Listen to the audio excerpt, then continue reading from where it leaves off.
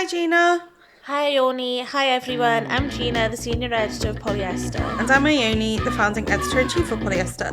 And this is the Polyester Podcast, a feminist pop culture podcast dissecting the discourse on a weekly basis. Before we start, if you're a fan of this podcast, please make sure to like, rate, subscribe and review.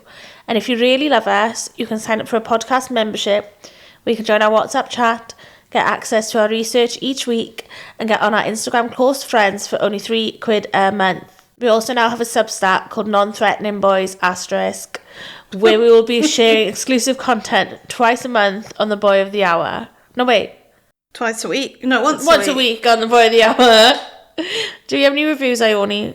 Gina trying to say asterisk properly. Asterisk. Asterix. It's fine. Doesn't matter. Asterisk. 5 stars, love from France.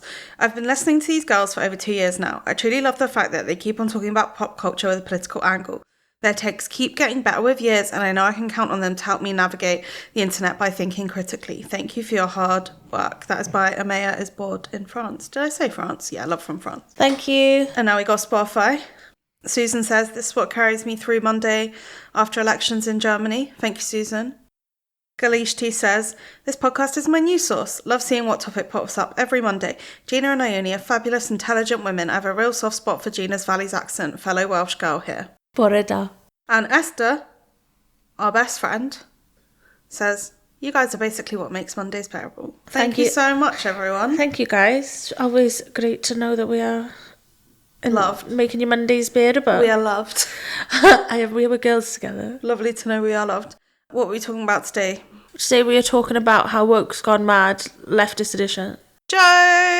I would never think that. Woke forever. We are talking about how the left is turning on woke politics. Well, parts of the left. It's not fair to say all of the people. So this is spurred on by 2 things that have happened this week. First things first is Sam Fender. Who is Sam Fender, Gina? Sam Fender is a musician. Yeah. A boy musician from County Durham? North Shields. He's from North Shields near Newcastle. He was really famous maybe like 2 or 3 years ago. He had like a song that everyone loved on TikTok. What was it? I can't remember now. I don't know it. Well, I can't remember, but you know. I knew who he was before this, though. Before what? This scandal. Scandal? Yeah, as I'm referring to He's done a scandal anyway, but he's like a working class musician. Does like songs that are like rock adjacent, I guess. Yeah. But end up being like top in the charts. Like Jamie T vibes. Yeah, but not as obnoxious. Well. Anyway, so he did an interview with the Sunday Times in which he said, people are very unaware, Fender continues. We are very good at talking about privileges, white, male or straight privilege. We rarely talk about class though, and that's a lot of the reason that all the young lads are seduced by demagogues and psychos like Andrew Tate. They're being shamed all the time and made to feel like they're a problem. It's this narrative being told to white boys from nowhere towns. People preach to some kid in a pit town in Durham who's got fuck all and tell him he's privileged, then Tate tells him he's worth something. It's seductive. And then the second instance, I think we should just back them up, do them back to back, and then we can go into them in more detail. Okay. What else made us decide to talk about this? Is Ash Sarkar. Ash Sarkar is probably familiar to many of our British listeners. I'm not sure if she will be to our American listeners. She is the co-founder of Novara Media. Yes, she's the co-founder of Novara Media. She's got a book coming out called Minority Rule. It's out. It's out? Yeah, I'm pretty sure. It came out on Thursday. It's called Minority Rule, Adventures in the Culture War. And she has been on a quite slew of podcasts. Strange press tour for the book. She has been on a strange press tour for the book. So Ash's press tour seems to have hinged on the fact that she's saying like woke has ruined the left. There's a couple of instances. So one, she was on the like Joe Politics podcast, and she said she's basically saying that identity politics and wokeness have like corrupted the minds of the left and meant that we've like lost the culture wars to the right because we're like unreasonable people that enjoy focusing on self-victimization over political change. Yeah, over like collective organisation towards change. So one example she did was which she's wheeled out on this press tour, but it's not in the book. So there was an organisers weekend. This is in quotes now. I didn't write about this in the book because I wasn't at this organisers weekend. Why are you talking about it then? Also, I'm not being funny. If my mate was telling me this story about something crazy that happened on an organisers weekend, she's 100% exaggerating it. It's true. Like, there's no way you'd be like something minor would happen on like a weekend away that you had, and you'd come back and be like, and then. Yeah. Do you know what I mean? So it was kind of like, well, maybe you shouldn't be talking about it if you weren't there, but crack on. I wasn't at this organisers weekend, but a friend was, where they were doing an icebreaker where you had to pretend to be a kitchen utensil and someone pretended to be a salad spinner. And then some other people said, well, that's white supremacist and classist because who has a salad spinner? And then they were like, well, I came from a working class single parent family and we had a salad spinner. Then the whole thing grinds to a halt because everyone's arguing over who's been the most harmed by salad spinner gate. And it's just so, I don't think Angela Davis did this. I don't think Huey Newton did this. I don't think that George Jackson, when he's in Soledad prison, was like, how have I been harmed by the discourse? I look at the origins of identity politics and I look at the way in which it's become just so obsessed with the South. And I'm not saying that all of these ideas are bad or that they're always bad, but I think that good ideas have become blown out of proportion and applied to everything.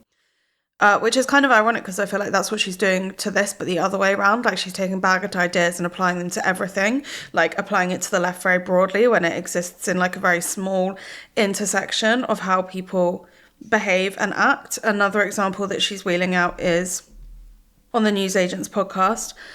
Another quote, I mean, you can really just throw a dart at social media and hit any example, but a few in which I cite in the book. One was somebody saying that Anne Frank had white privilege. I mean, if she did, it didn't fucking help her. Like, it didn't work. I think that's fair. Someone dug out the tweet in which she is referencing, and it has 13 likes. It's just so embarrassing, isn't it? Like, it's such like it's just not applicable to the wider political discourse, how people are just like having silly arguments on Twitter, or even just like at an organisers weekend. Like, I can imagine all of us having like a banter about what fucking, if a slotted spoon is racist or whatever. Also, not being funny, okay, and I know this kind of plays into this, but I googled a salad spinner because I actually didn't know what it was, and they were all so ugly. Like, I don't see middle class people having it in their houses. They're all like bright coloured plastic and stuff. I'm not saying working class people have them in their house either, but isn't it just like a very deeply early noughties thing? Loads of people have them on fucking TikTok shop because all that boy was making fucking cucumber salads and everyone was like, I need to shake the water off this. TikTok shop selling it for £3. I'll get one. I'm sure my mum's got 5. But it's not like the kind of thing that you can ascribe class to, but it's also the kind of thing that you can like have a joke about ascribing class to. Like when we're like, you're wearing Birkenstocks, that's so Tory. Like, it doesn't sound like they were having like an actual earnest discussion of argument and trying to like translate it as being like, this joke that these group of people were having that went on too long to distract from the meeting is indicative of what's wrong with the left, when you're literally just doing the same thing, being like, these people having this argument is what's wrong with the left because they're using identity in this way. But you're doing the same thing. Like, you're not actually changing what's happening. I mean, she's trying to get book publicity and sell them. And also, I find it deeply cynical because, yeah, she's going on these, like, some of these podcasts are centrist. And what she's succeeded in doing is getting everyone to talk about her book, which I think most people would have anyway because there's like a lot of interest around her. But B, what she's managed to do is turn the right-wing press from not being wholly negative to be able to have a positive spin about her and therefore sell more copies of her book because she can sell to right-wing people as well as left-wing people. And I'm sure she'll make the argument that like maybe some people will pick up this book who are right-wing and then they'll, you know, have some of their ideologies and values questioned. But at the end of the day, she's making money off that. Yeah, literally. And not a lot of money because people don't make a lot of money from books. So it's even more embarrassing when you consider she's probably getting 7% of a royalty fee. I forgot what the word royalties were because I've never seen them in my life. It's funny because she, in the James Greig interviews her for days, and the piece begins being like, we're all talking about this part of the book, but it's literally just like one chapter, not even like a full chapter. And it's like, yeah, but all the clips that are being cut are of her talking about it. Yeah. It's not like the conversations are just so like secular. It's like she's complaining about people talking about identity politics, which is literally just complaining about identity politics, which is making it about identity politics, which is Like, it just comes back and on itself. Like, it's such a... The only thing that's actually getting any credible airtime is her. Like, it's not actually any of the issues. It's her and the fact she has the book. Yeah, and I'm sure that if I sat down and read the chapter in the book, I'd agree with that. Yeah, exactly. And it's not to say, like, the whole... And also, yeah, it's like, oh, James says in the Days piece, and she says as well, like, oh, this is a tiny part of my book. And it's like, well, why is this all we're hearing about then? Because, like you said, it'll shift copies if you say this thing that people all very definitely have an opinion on, whether you fall down on one side of it or the other. And I also think it's because, like, at its core, also, this, like, there's an article in this research that is true, that it's like, this whole argument of, like, whether wokery is good or bad is, like, so beyond its prime. Like, it's so beyond the peak of when we actually spoke about this. It's coming back around now, literally because we have right-wing politicians that are using it in their talking points. Like, a big talking point in America is like, we will be the party that kills woke, Trump will kill woke, blah, blah, blah, blah, blah. Before that, I don't think woke had any, like, cultural relevancy for, like, the past 5 years, and which is also disgusting because it's been warped from, like, a specific AAVE into this, like, dog whistle, basically. Yeah, there's a really interesting article in the research that's called How Woke Went From Black to Bad by Ashina Robinson for the NAACP, LDF.org. And in it, she's, like, explaining how woke went from being in, like, black vernacular in the 60s to then Erykah Badu using it in a song in, like, the early noughties to then being used during the Black Lives Matter movement to now, like, being used by the far right to signal that they just to be like, we're racist, we're anti-woke, like, woke is the stand-in for, like, black people, basically. And it's not just, like, an empty threat either, and this is, like, what she goes on to say in the article, is DeSantis engineered and recently signed into law the Stop Woke Act, a title that precisely captures what the bill's architects aim to do: stop people in Florida from speaking out in ways that challenge racism and other forms of discrimination.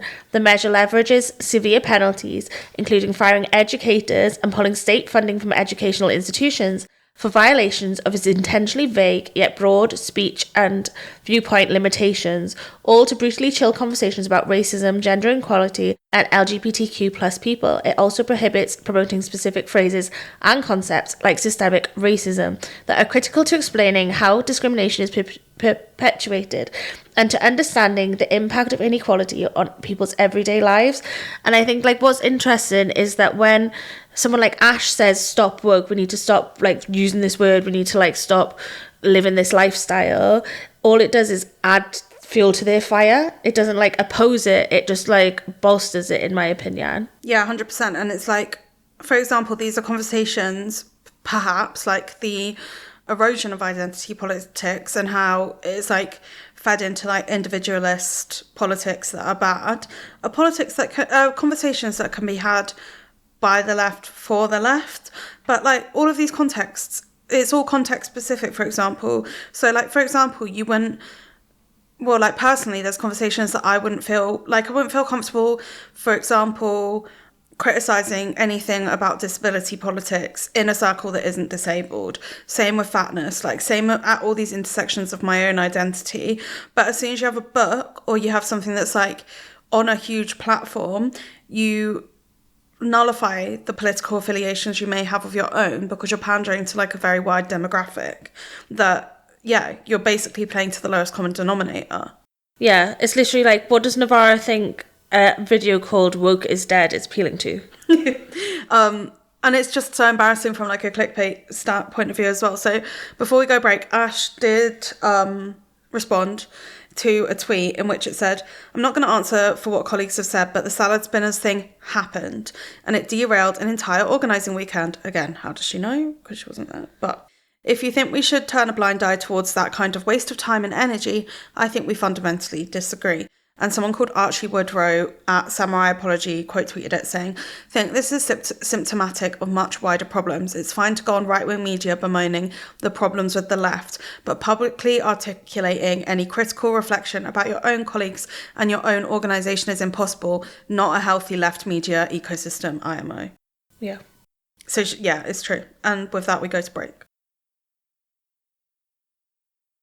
We're back from break.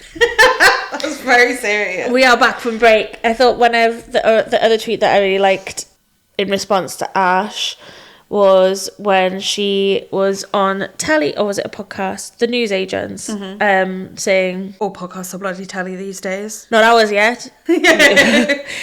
So she's quoted, this is the other one of hers that's going viral. Somebody said Anne Frank had white privilege. Well, if she did, it didn't fucking help her. And someone's quoted being like, it's all just starting to go down the route of, well, I heard someone identified as a cat in school and they're letting them drink cat milk and fucking have whiskers. Do you know what I mean? Which is also, like, it's so ludicrous. But the thing is, like, anytime I'm in a car, like in a cab or whatever, and they've got LBC on, which is like talk radio, you're not in the UK, they literally are talking about this all the time. Like, literally all the time. Every time I have to listen to LBC in a cab, they are discussing someone that identified as a cat. Yeah, literally. Or, like, something as ridiculous as that.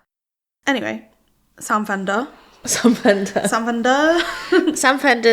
kind of towing the same line as Ash. Yeah. Well, I think there's just this overall thing. And the thing is, it's been used as, like, it's been such a dog whistle for years in saying that, like, oh, the left ignores class politics and ignores working class people, which is ridiculous. Well, I think it just means, no, you are. Yeah. You haven't worked out how to talk to these people yet, so you think that the left in general is ignoring these people, when in reality, the people who are working class and talking to each other about politics exist and are doing so on very public platforms. You're just like, think you're just, these people are just so elitist that they're not engaging in it. It's so, yeah, exactly. It's so, like, dog whistly as well. It, like, to me, it gives racism, because it's like, who's thinking of the white working class boys? It's like, it's not just white people that are working class. Like, yeah, literally. Are you fucking joking? It's like, not just boys who are working class. Yeah, and it's not just boys that are working class, but, like, we have this view of, like, working class culture that's like white men down the mines.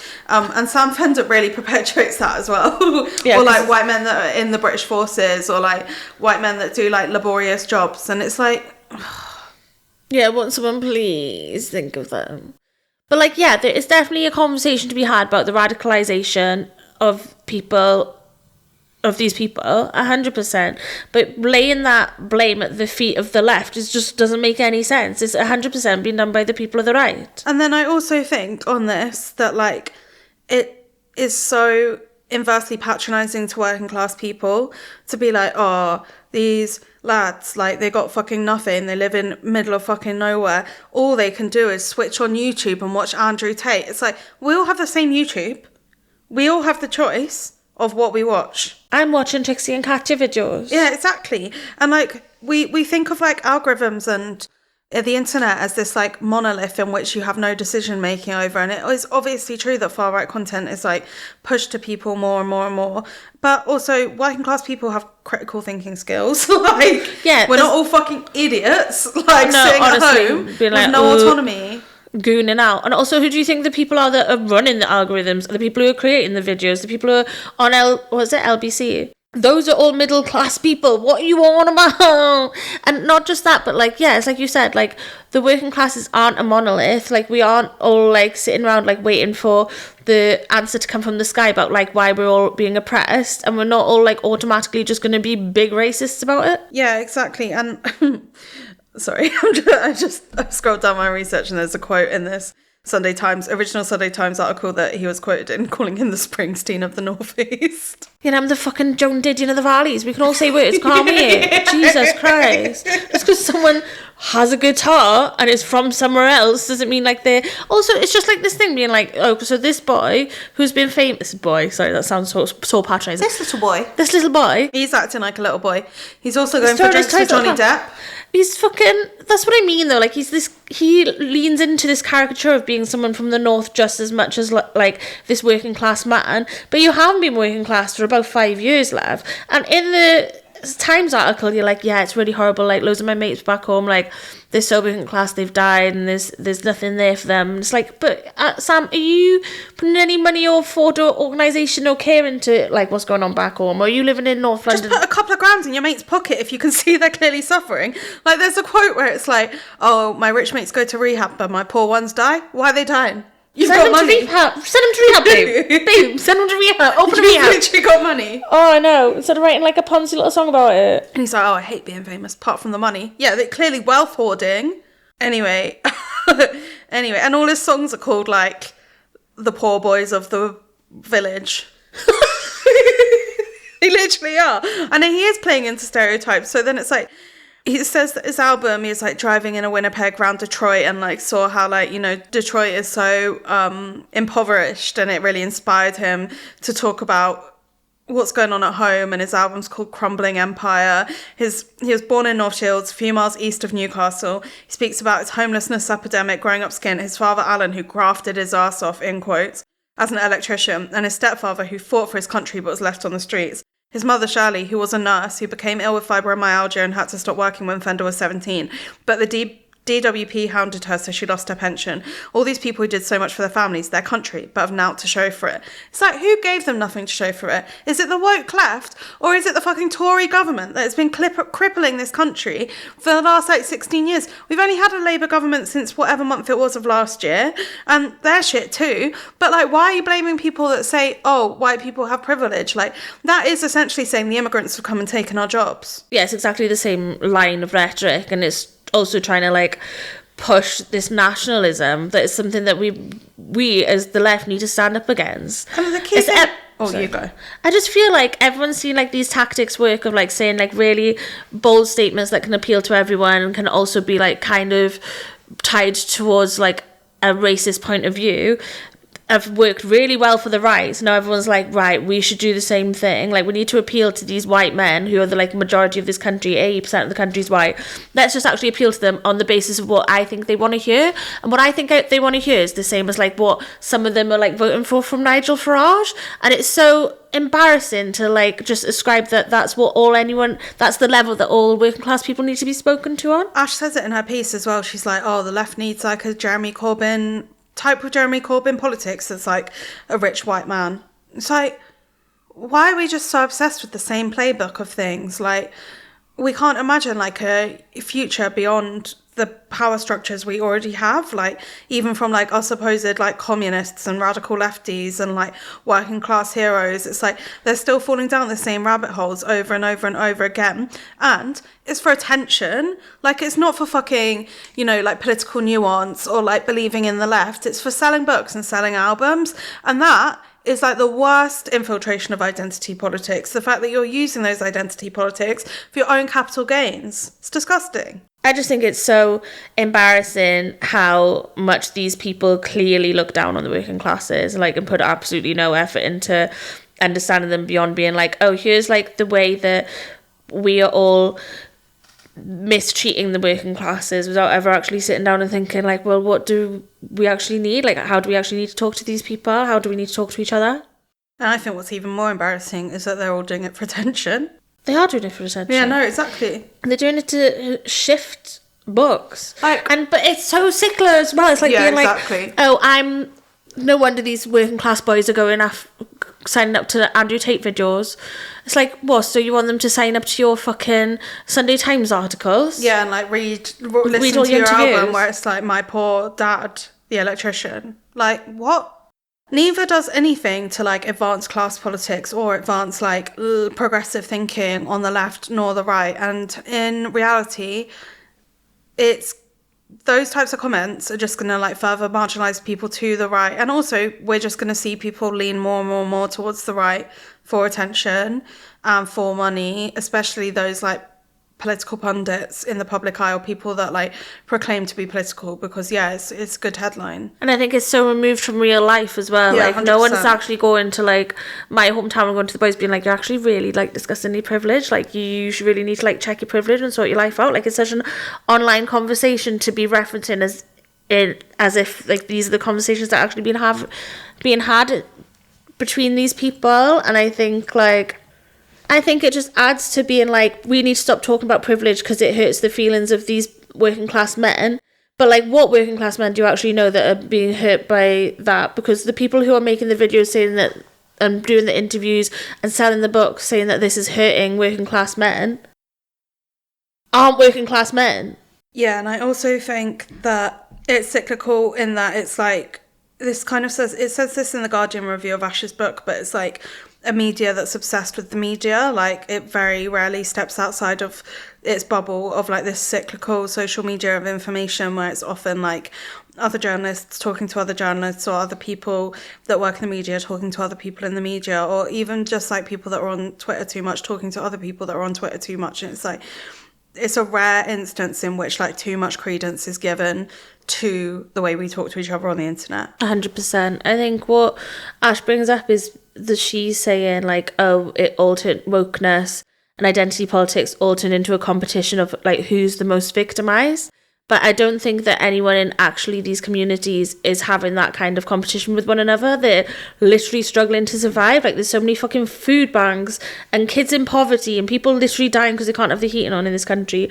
Do you think that outside of that bubble, people are genuinely having conversations being like, well, I'm struggling more than you, like, you're struggling more than me, like, you deserve this, I deserve that? It's like, no, everyone's just trying to scrape by. And also, this is a argument that's like leveled at political movements like throughout history. Like, we're kind of acting like this is new and this is the first time this has ever happened, but this is how Riot Girl like fell essentially as well, by people claiming that there was like too much self-victimization and leveling of like victimization stories against each other. So it's like, we act like this is new and the internet's invented it, but untrue. I also think like from like what I had growing up and everything, like politics just feels so far removed from like your day-to-day experience a lot of the time when you're like struggling to survive. Like, you can't really like consider like the nuanced conversations of the left and the right when you've got like so much more on your mind. And I'm not trying to say that working class people aren't thinking politically. There's a really beautiful bit in one of Sally Rooney's book, which is called like Beautiful World, Where Are You? And she's talking about how when great empires have fallen through like mass like riots or whatever, the real working class people like didn't even know that was going on. Like, they were like fucking toiling away in the fields or whatever, like separately. Like, it didn't matter to them who the new ruler was on that level. And I think there's something to be said about that. Like, no one's really considering like how to speak to these people outside of like extremes. Like, if you've only got time in your day to read like one article and you scrolling through and everyone's saying like woke is wrong, like that's just like how you're automatically going to get your information. I actually kind of disagree with that, because I think that like some of the most like politically astute people I know that got politicized before they went to university or before they did whatever are working class people that were brought up in like culture rich households. And this isn't everything, and this is just goes back to the same thing, that it's like not a monolith. Like, we can't assume that like a middle class person in a townhouse has like all of their Sunday morning to read a broadsheet when a working class person doesn't. Like, I think obviously there's so much to be said about like class and education and all of these things, but by painting broad strokes, I think everyone loses. No, but I think that these people also need to be catered to in these conversations. Like, you can't just say that like all working class people are one thing or the other, but I think all these people need to be spoken to on like a level that reaches them. Yeah, fair enough. Like, I'm not trying to say working class people aren't reading through, like, aren't the most politically astute either. I'm just saying that there is a proportion of the working class that don't have the time to engage with it or can't engage with it because of the usage of the words. And I do think like middle class people get like an easier ride of not caring about politics because it doesn't really affect them as much. Well, I think it just again makes like political engagement a class issue, and that's not like, it's not a binary that can be applied, because you find people all the way from the bottom to like the most upper class people that won't or will engage in politics, and usually and when upper class people engaging in politics is usually through like influence rather than like an actual engagement in it. But anyway, they're doing it for power rather than like actually changing what communities need. And with that, any closing thoughts? Well, again, like that's what kind of Sam and Ash have in their own way. Like, they're trying to influence their own like amount of power by like selling books, selling albums, getting involved, being in the public eye, being on podcasts, being interviewed by the Times. They're also trying to scrabble for power through the lens of politics in the same way that politicians are. Tell them. And they're doing it in an embarrassing way. Exactly. And with that, we will close. Thank you, Ione. Thank you, Gina. Thank you to Siham for the research. Thank you, Olivia, for editing. I wasn't finished. I was saying, and thank you, Siham, for sound teching. Thank you, Sian, for sound tech, and thank you, Olivia, for editing. Thank you, everyone, for listening. Thank you for our members for subscribing, and we'll see you next week. See you next week. Bye.